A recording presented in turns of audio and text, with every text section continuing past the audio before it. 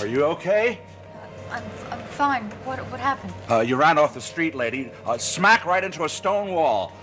My wife is calling the police. The police? You better turn your blinkers on. A car could be coming around the corner and ram right into you. The police should be here any minute. They said they have a car in the neighborhood. Maybe you'd better get out. Don't move her, Fred. She may be hurt. It's okay. I'm not hurt. I can get out. Don't help her, Fred. She may sue you. I think she's drunk. Oh my God! Look at the car. Anybody hurt here?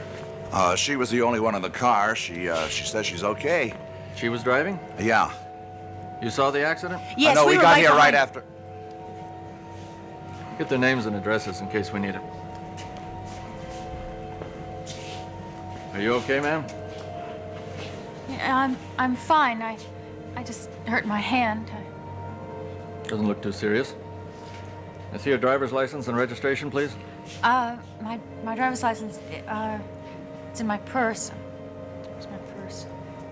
Well, it must be in the car. It's in the car. Would you get it, please? How did it happen?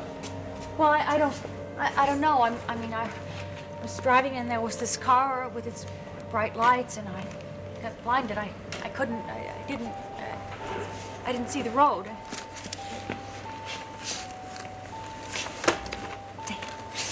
Get the breath analyzer, will you, Dave? I see your driver's license, please. Yes. Here it is. Sheila Winston. Yes. I see your driver's registration, please. I don't know. What don't you know? I don't know where it is. At the glove compartment. I borrowed the car. See if the registration's in the glove compartment. Just blow in here, please. Why? We want to analyze how much alcohol you have in your system, Miss Winston. You think I've had too much to drink? Just blow in here, please. Do I have the right to refuse? No, you don't.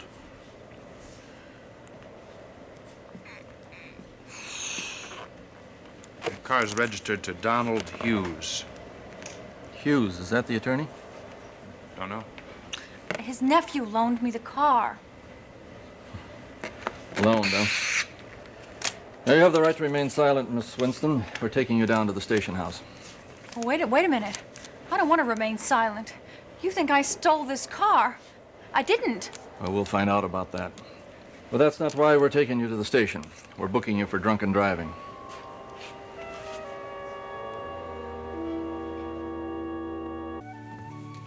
Here we are, something to spoil your appetite for dinner. Why? Is there going to be something wrong with dinner? I'm not sure. I'm experimenting.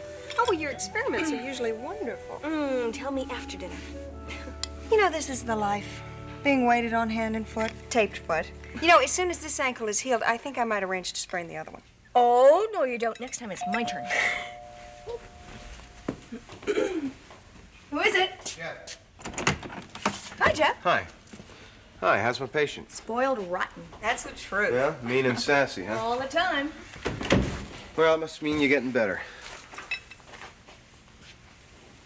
Well, swelling's gone down. Yeah, it has. Not bad looking for an ankle. Gee, thanks. I think we're going to keep this wrapped a little bit longer, though. You want to go to work tomorrow? Yes, that's great. Right. Well, I want you to stay off this, though, okay? I will. You're going to work in the lab, right? Yeah, most of the day. Yeah, okay, keep off it. All right, let's see what happens when you try to walk. Okay. All right? I want you to put a little bit of weight on it. Here, put your arm around me. Okay. Okay? One step at a time. Easy. How's it feel? It's not bad. Huh? No. Good. I think I'll check something on the stove.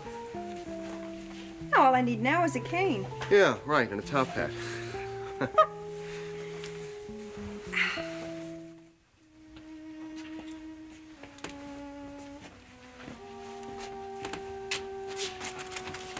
Okay, miss, you've been booked. You can call your lawyer. What for? Tell him you've been arrested. Do you have a lawyer? Uh-huh. Who is it? Tom Hughes. No, you can't call him. Nobody has to know about this accident, do they? I mean, it doesn't have to get in the papers or anything. It probably depends on what other news they have tonight. Yeah, but you can keep it quiet if I ask you to. That's what I'm asking. Look, there's no way I can keep it quiet. No way. The public has access to arrest records, and there are always reporters hanging around out there. Well, some people manage to keep things quiet. I guess it's just who you know. Okay, Miss Winston, if you're not going to call your lawyer, let's go. Where? To the holding tank. Tank. You mean cell. I mean, you're putting me in jail, aren't you? Yeah, that's about the size of it.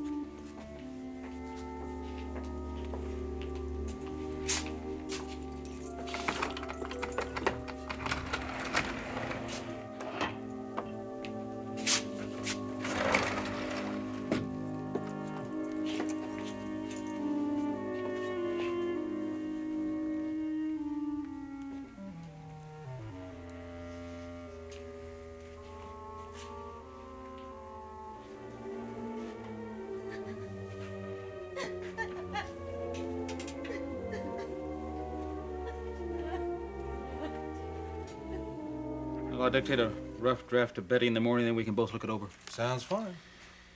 Are you going to be able to get out of here soon? Oh, I've got a few more things to do before I can get away. Then I'm going over to the folks' house for dinner. Okay. Have a good evening. Thanks. Oh, Grant. What was the name of that lawyer you used in Haiti? Michaud. Claude Michaud. Betty has the address and phone number. Good. I may want to get in touch with him. Well, Joyce says she's not going to contest the divorce, but I think I want to get it taken care of as fast as possible. Donald, you're seriously thinking of going to Haiti? Yeah. Well, if ever there was a time for a quick divorce, this is it, but, Donald, may I say something? Sure. I think fast divorces are a mistake. But you got one. I know. But I could have saved Lisa so many problems and so much anguish if I had stuck to my original position. Lisa went off with Bennett before you agreed to a quick divorce. I know that, but look, if I'd insisted on the full time, she couldn't have made any marriage plans. She wouldn't have been as deeply involved. Well, in my case, I don't know what's to be gained by waiting. Matter of fact, I think there's a lot to lose. I don't want to give Joyce a chance to change her mind. I don't trust her. Well, there's no reason why you should, really. She seems to be in control of herself these days. She claims that she saw a psychiatrist in San Francisco, but I don't know. You don't believe her? Oh, Grant, she's lied to me so many times in the past, and I believed her. I have to doubt everything she says now. Well, it's right that you should be cautious, yes. And I want to make some inquiries. I want to find out whether she really did see a doctor in San Francisco. Say, maybe you could help me with that. Is there anybody out there that you know that you could call? Well, Donald, I don't know who it could be. Well, I thought you might have had some mutual friends when you were married. Yes, we did. Look, unless my help is absolutely necessary... Grant, I hate what this is doing to Mary.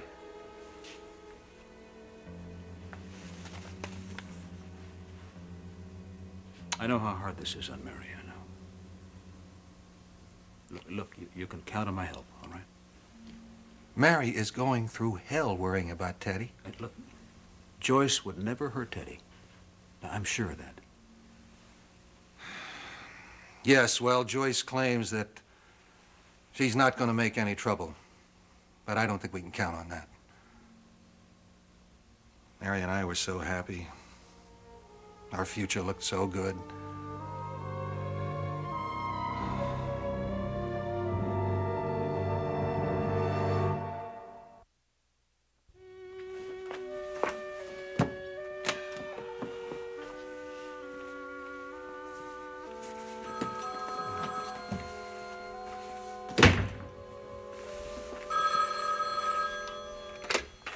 Lowell, Hughes, and Coleman. Mr. Donald Hughes, please. Speaking? Mr. Hughes, this is Lieutenant Evans over at the North Street Station. Yes, Lieutenant. Well, I'm sorry to have to tell you this, but your car was involved in an accident this evening. My car? My car's right downstairs in the garage. Oh, wait a minute. It must be my other car. My nephew Tom has that. Is he all right? No, your nephew wasn't in the car. The car was being driven by a young woman named Sheila Winston. She said your nephew loaned her the car. Is that possible? Do you know her? Yes, I suppose that's possible. Is she all right? Oh, she's not hurt, but she's not happy. We're keeping her in the holding tank overnight. In the holding tank? What happened? Well, we booked her for driving while intoxicated. Oh, for crying out loud. Was anybody else involved in the accident? Oh, no, she ran into a stone wall over at the corner of Travis and Stockbridge. Your car's in the police garage if you'd like to look at it. Yes, I'll be right down. Thanks for calling, Lieutenant. You're welcome.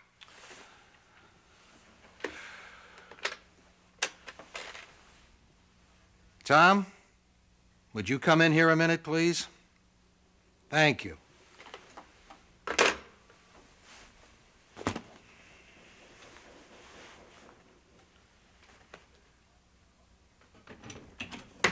Caught me just in time. Would you mind telling me what Sheila Winston was doing driving my car? Well, I loaned it to her. I'm sorry, I should have told you. Well, she got drunk and she drove it into a stone wall. They're holding her down at the city jail right now. The police just called. Oh, no. Is she all right? Oh, yeah, she's all right. She's drunk, but fortunately, nobody else was hurt. Oh, thank goodness. Don, I'm sorry about your car. I better get down to the station. Why did you lend it to her in the first place? Well, she needed it. Didn't you need it? Not as much as she did. You see, Don, she works very late at Copperfield's, and her car broke down. Well, so I figured I'd give her your car for a few days until hers was fixed. Why didn't you just give her money for a cab? I don't know. I guess I wanted to do something for her. I don't know. I'm sorry. I better get down to the station.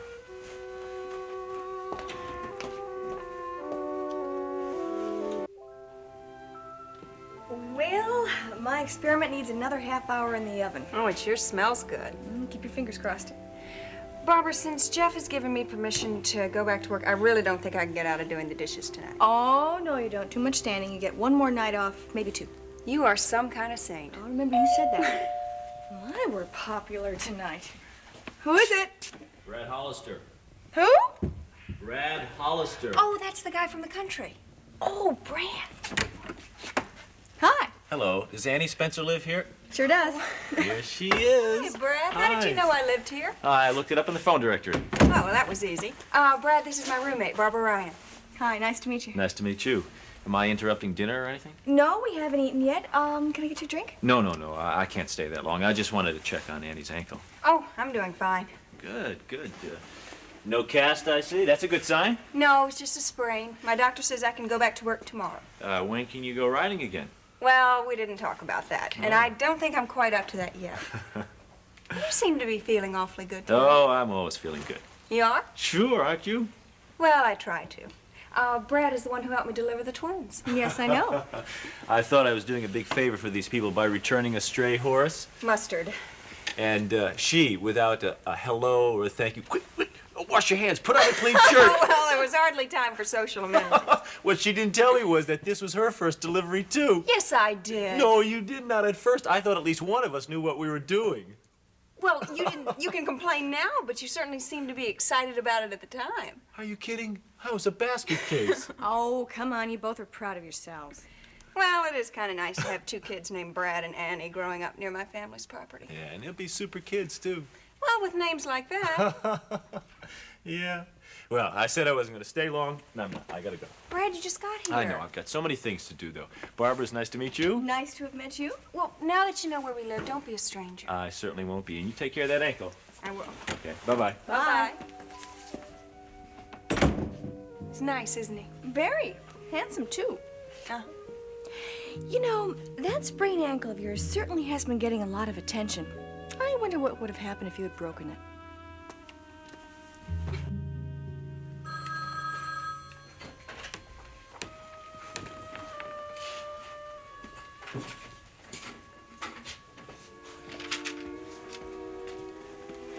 Mr. Hughes. Yeah. They're getting our client. She'll be here in a minute. Thanks.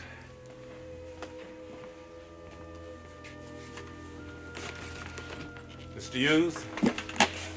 I'm Lieutenant Evans. Your uncle sent you down? Yeah, I've represented Miss Winston before. Yeah, she mentioned your name, but then she said she didn't want to call you. Oh. I'd like to talk with her anyway. Oh, sit down.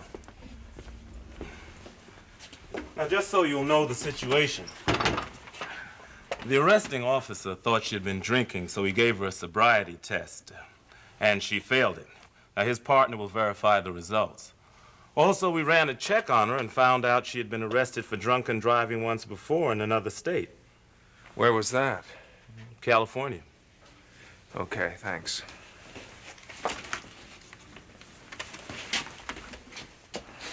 What's he doing here? I didn't ask you to call him.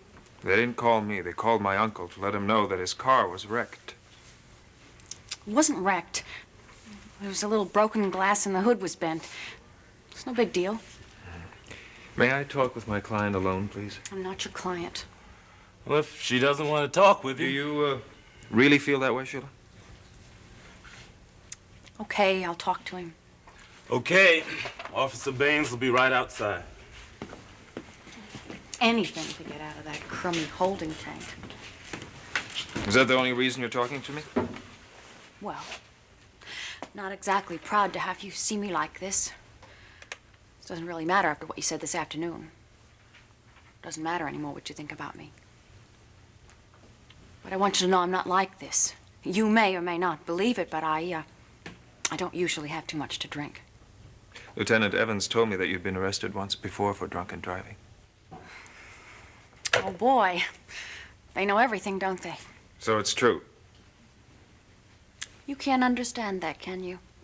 How somebody can make the same mistake twice. Mr. Pure. Oh, boy. I think you'd find it a lot easier to understand me if you didn't have it so made with your fine family and your fine job. Come on, Sheila. It's getting a little tiresome. Oh, gee, I'm sorry. I know when you're born with a million advantages, it makes it kind of boring to talk to somebody like me. Sheila.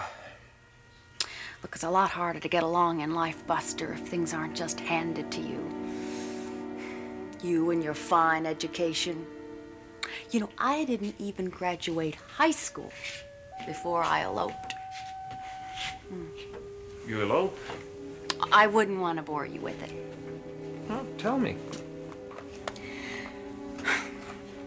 Just my parents were driving me crazy. I thought it'd be better to be married, you know, than live in that house one more minute.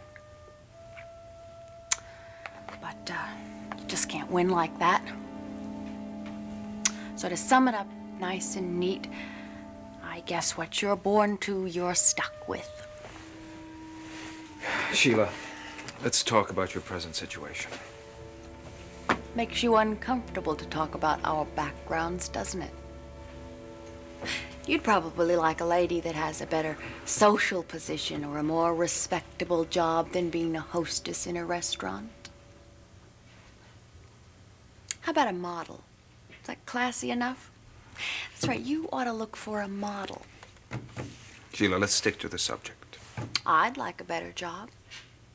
But nobody's gonna hand me anything on a silver platter. Sheila, you're in jail, and they're going to hold you overnight unless you want me to try to do something about it. Can you? Possibly. Well, yes, I do want you to do something about it. I hate it in there. I hate it. Those people are horrible. Well, everybody's got to snoot somebody, Tom. Okay.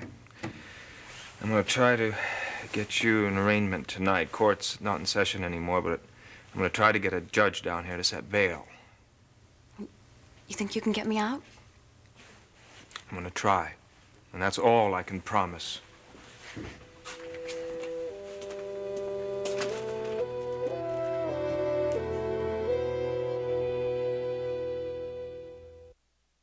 Are you sure? Just one more little drop. No, thank you. Well, I certainly am glad I don't have your rigid inhibitions. Why are you so anxious for us to sell that property to Brad Hollister? Oh, I'm not so anxious. It's just that I happen to know how much he loves the land, especially your particular piece of land, and he loves the earth. You ought to see him when he walks across that property. It's as though, well, every step he takes, he treats it as though it were almost sacred ground or something. And he's such a nut about rocks. Well, he's a nice nut, but he's a nut all the same. Well, I'm sorry to deny him something that means so much to him, but I can't say that I'm keen on the idea of selling. Oh, but Bob, he would be so wonderful to own that land. He really would. He'd take such good care of it. And besides, you know well, I've told you he's the associate professor of geology here at the university, and you know what a fine family he comes from. Lisa, that'd be fine if we were looking for a buyer, but we're not. Your family doesn't really use that land out there anymore, though, do they?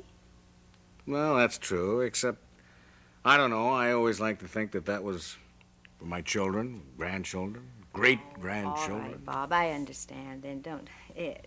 It means a lot to you. I wouldn't sell it either if I were you. Did you ever take Dana out there? Has she seen it? We drove by once, as a matter of fact. Mm-hmm. Well, don't give it a second thought. I just forget about it. No, I want to hear all about New York and Dana and the ballet. And when do you go to London? And I want to know everything about your trip.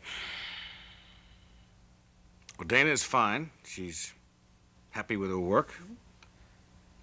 And she's where she wants to be. And I'm not going to London. We broke our engagement. I'm so sorry. I'm really surprised, Bob. Yeah. Why? What happened? Well, I realized, and I think Dana did too, that her career meant a lot more to her than she thought. Well, Bob, it is strange, isn't it?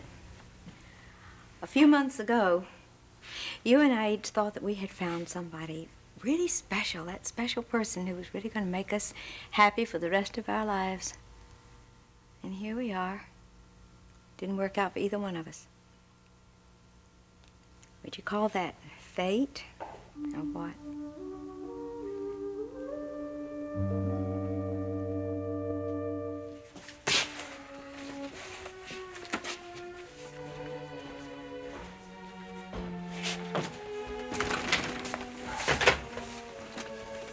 Well, I just seen the car. Is it bad? Oh, I would say $1,000 will take care of the damage. $1,000? Yes, with the way things cost today. Well, I'll pay for anything that the insurance doesn't cover. You will. What about Sheila? Doesn't she have a job? Yeah, but she doesn't make that much. Besides, I'm the one who loaned her the car. Well, I would say that Miss Winston has taken advantage of us both. Yeah, well, it's my fault. Well, you didn't know she was going to go out and get drunk when you lent her the car. No, but I did know that she was upset because of something I told her this afternoon. Tom, you can't be responsible for other people's hang-ups. And even if she were upset, doesn't she have enough sense not to drive after she's been drinking? Yeah, you're right, but I don't want her to have to stay overnight in that holding cell. My friend, she has broken the law. She has to pay for it. It's just gonna make her more disillusioned. Well, I'm afraid I can't work up much sympathy for her. Anyway, there's not much chance that she can get out of here tonight. Well, there is, if we can get a judge down there to arraign her. Very doubtful at 6:30 in the evening. What about Judge Perkins? You know him. I thought maybe if you called him. Me? Call him? No, I'm not calling him. I'm not calling anybody to come down here and bail her out. Excuse me. Did you find your car, Mr. Hughes? Yes, I did, Lieutenant. The front end closely resembles an accordion. Know anybody that wants to buy a used car, cheap?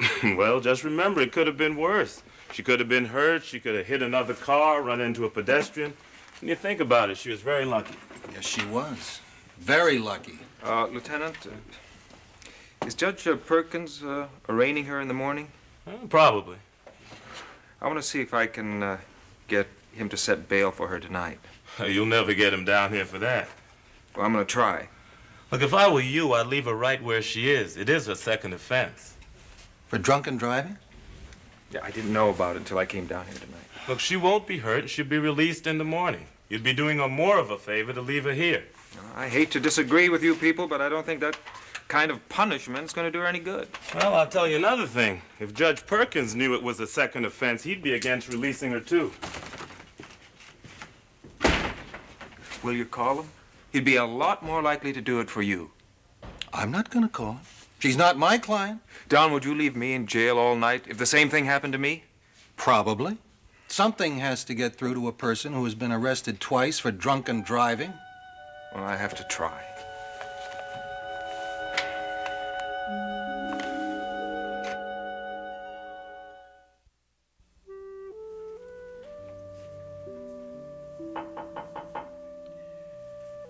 Come in. Hi, you got a minute? Sure, Jeff. Okay. I checked with your service. They said you were still here. I could have sworn I thought you left for the day. You're right, I did, but I decided to come back so much had piled up on my desk while I was gone. Listen, it's about Mrs. Brody. I saw that she's not down in the OR for surgery tomorrow. That's right. Why not? I want to give that medication a little more chance. Well, she's going to need this operation eventually. You don't know that, neither do I. Well, it's a classic case, Bob. I mean, you know, she's going to be back here in 6 months with the same complaints. I don't want her to undergo major surgery unless I feel it's absolutely necessary. You know, Dr. Dixon saw her yesterday and recommended surgery. Dr. Dixon saw her yesterday because I wasn't here. She's my patient and I've made a decision. Until I change my mind, that's the way it goes. I'll let you know. Is that clear? Yeah, very clear. Clear as glass. Jeff, I'm sorry. This is not a good day for me. No, that's all right. It's all right. How's Marcia Campbell? I haven't talked to Doug. She's fine as far as I know. She's due in tomorrow for a checkup. Let me know how she looks, will you? Yeah, sure will. Listen, about Mrs. Brody. I realize that you know her history better than I do, and I shouldn't have questioned your judgment on that. No, I think we should always question each other. It keeps us on our toes. Good night. Good night.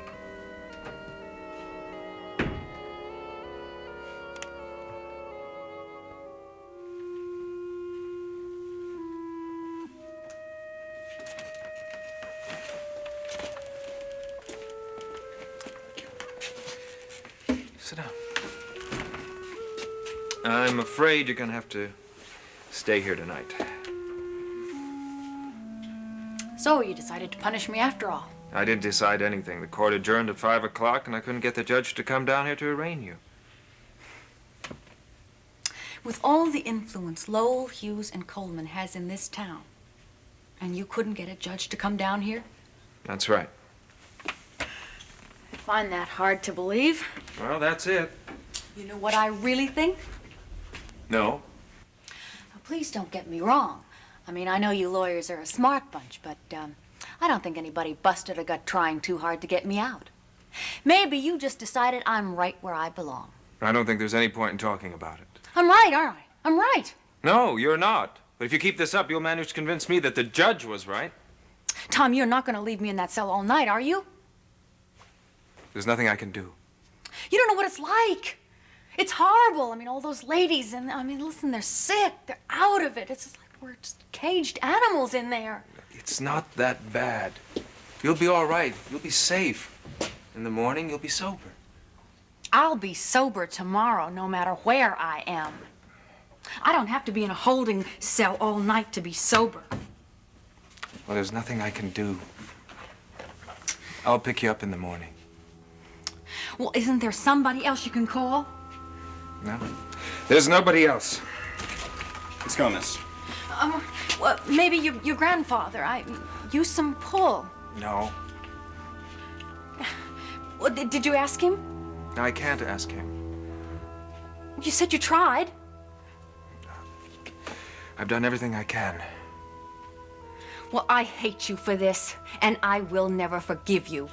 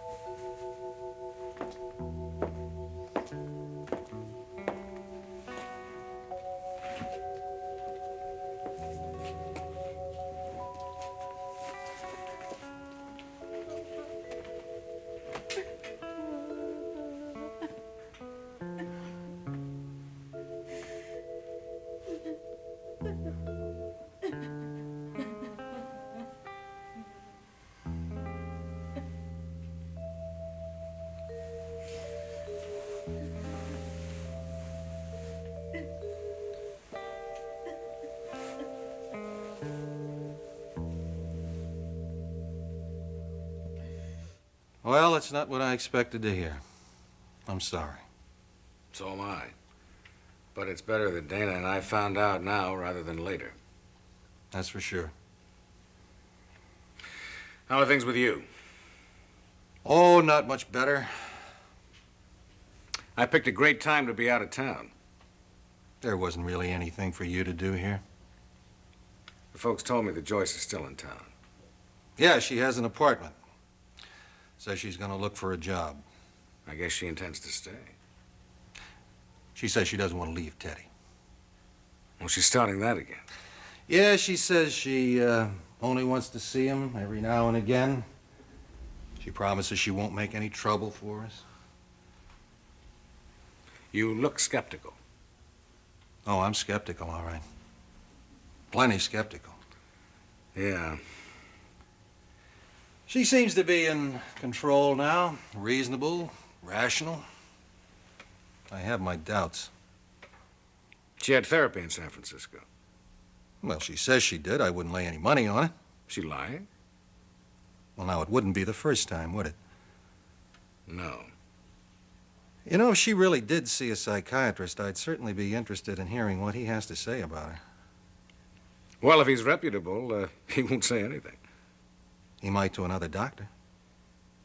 If I got his name, would you talk to him? Not without Joyce's permission. Well, I don't know if we could get that. We can find out. Okay.